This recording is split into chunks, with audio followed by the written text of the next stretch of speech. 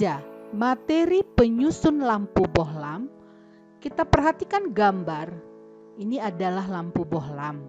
Tentu anak didik kami tahu dari gambar ini yang menjadi penyusun lampu bohlam adalah ada kaca, ada filamen yang di dalam ini yang terbuat dari kawat tembaga, dan ada juga aluminium. Materi adalah sesuatu yang mempunyai massa dan dapat menempati ruang. Kalau kita lihat, setiap zat pasti mempunyai bentuk dan juga berat. Di dalam hidup sehari-hari, biasanya kita menggunakan istilah berat dan ringan untuk menyatakan massa suatu benda. Pengertian dari massa suatu benda itu adalah ukuran banyaknya zat yang terkandung di dalam benda itu. Sedangkan volume itu adalah ruang yang ditempati oleh suatu benda, dan setiap benda pasti mempunyai volume tertentu. Materi dapat dibedakan berdasarkan wujudnya, yaitu ada 3. Yang pertama, zat padat, kedua zat cair, dan yang ketiga adalah zat gas.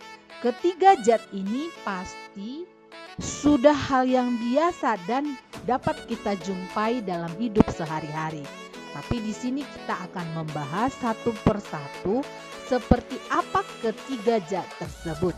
Nah, perhatikan gambar. Ini adalah balon udara. Maka ini bisa terbang.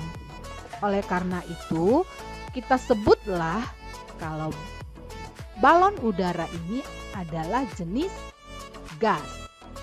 Nah, ini dia adalah susu ya, bisa kita bilang katakan ini susu. Maka ini merupakan zat cair. Dan ini ada gelas. Maka ini kita sebut dengan zat padat. Zat padat. Sifat zat padat yang pertama memiliki volume tetap. Yang kedua, jarak antara molekul sangat rapat. 3. Gaya tarik antar molekul sangat kuat. 4.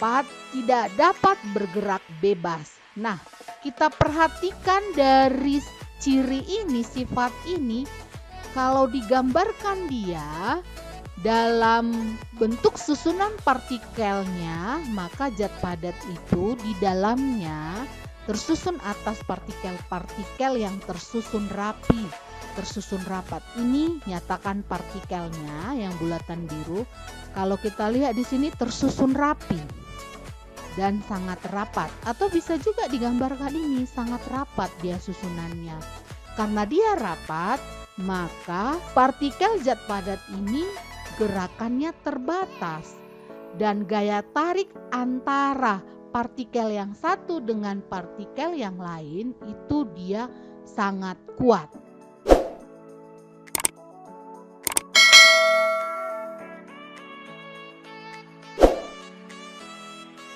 Zat cair. Sifat zat cair bentuknya berubah sesuai wadahnya. Misalnya, kalau zat cair kita buat di dalam gelas, bentuk zat cair menjadi gelas. Kalau kita buat di dalam ember sampan, bentuknya seperti ember sampan. Kalau kita buat dia di piring, bentuknya akan seperti piring. Volume tetap. Jarak antar molekul renggang. Gaya tarik antar molekul lemah. Dapat bergerak bebas dan terbatas. Dari sifat ini kita akan melihat bagaimana gambar susunan partikel-partikel zat cair. Jadi ini adalah partikel-partikelnya. Dia sudah lebih renggang.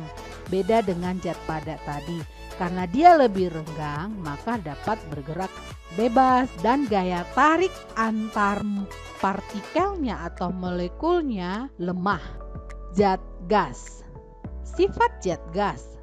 Bentuk berubah, volumenya juga berubah, jarak antar molekulnya renggang, Gaya tarik antar molekul sangat lemah, bergerak sangat bebas. Kita lihat gambar susunan partikel-partikel zat gas. Perhatikan di sini partikelnya sudah memiliki jaraknya jauh ya. Maka nanti gaya tarik antar partikel ini dia sangat lemah karena dia sudah bisa bergerak bebas.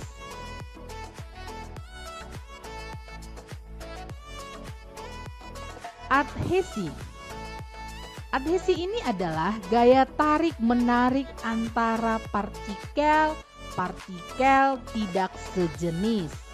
Nah, contohnya ini dia adhesi terdapat pada cat dapat menempel pada tembok. Kohesi adalah gaya tarik-menarik antara partikel-partikel sejenis, di mana kohesi dari zat padat lebih besar dari kohesi dari zat cair dan lebih besar dari kohesi gas. Meniskus. Meniskus adalah bentuk permukaan zat cair dalam tabung. Coba lihat gambar, ini ada tabung, kita isi zat cair, maka dia akan memiliki bentuk permukaan yang berbeda ya. Di sini meniskus ada dua jenis. Satu disebut meniskus cekung, yang kedua meniskus cembung. Meniskus cekung adalah permukaan zat cair dalam tabung berbentuk cekung. Sedangkan meniskus cembung adalah permukaan air dalam tabung berbentuk cembung. Kita lihat contohnya, ini dia ada tabung diisi oleh air, maka dia memiliki meniskus cekung. Jika kita lihat antara dinding tabung dengan zat cair ini nanti akan berbentuk cekungan, sehingga di sini adhesinya lebih besar dari kohesi. Nah, jika dalam tabung kedua kita isi dia dengan raksa, maka yang terbentuk nanti dia adalah meniskus cembung. Yang kita lihat dari antara tepi dari tabung ini, dia ke permukaannya dia berbentuk cembung ya. Nah, di sini kohesinya lebih besar dari adhesi. Tegangan permukaan zat cair adalah gaya tarik-menarik antar molekul zat cair. Kita lihat contoh tegangan permukaan zat cair itu lebih terlihat dia ke hewan atau serangga kecil ya. Ini anggang-anggang, dia berada di permukaan zat cair, dia tidak tenggelam. Begitu juga dengan nyamuk, itu karena adanya tegangan permukaan zat cair tersebut.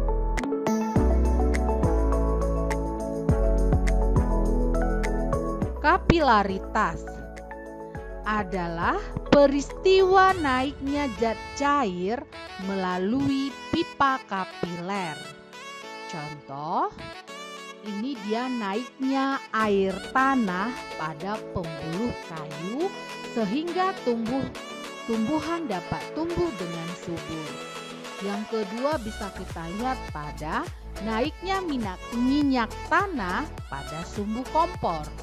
Dan bisa kita lihat juga pada meresapnya air pada dinding dan terserapnya keringat oleh kaos dan sapu tangan.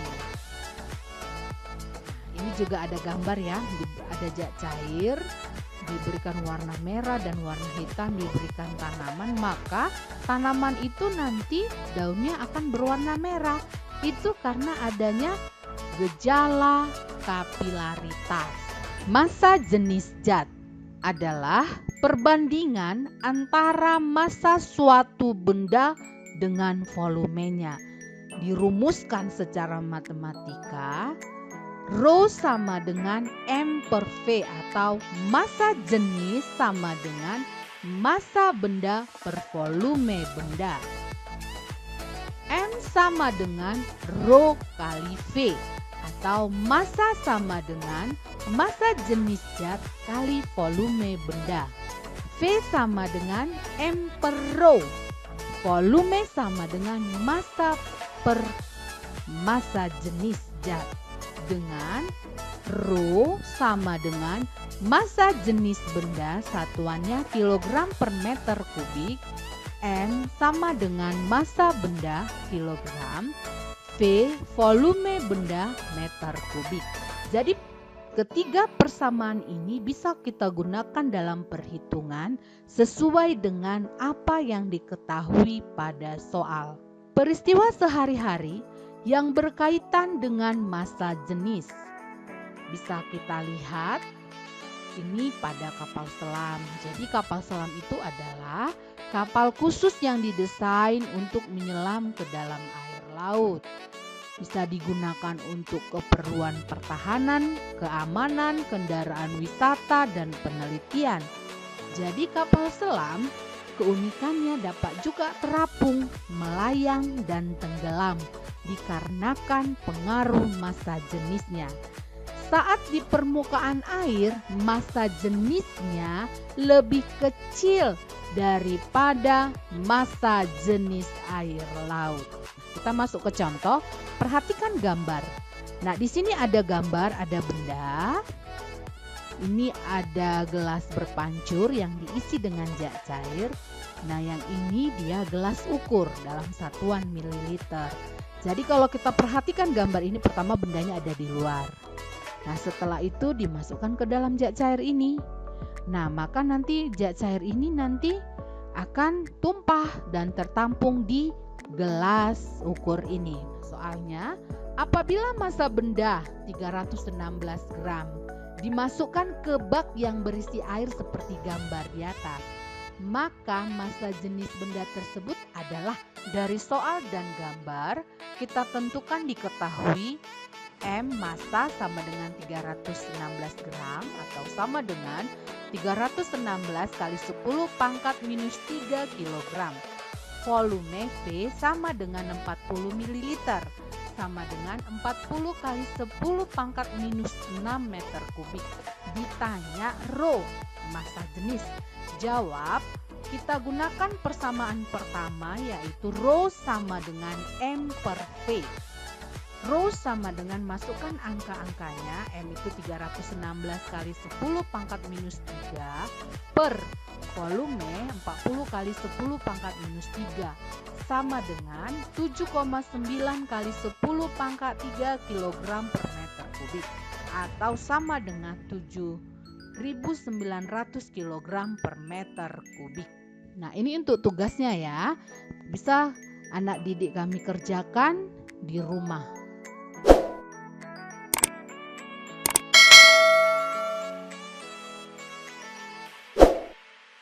Demikianlah pelajaran kita hari ini. Terima kasih.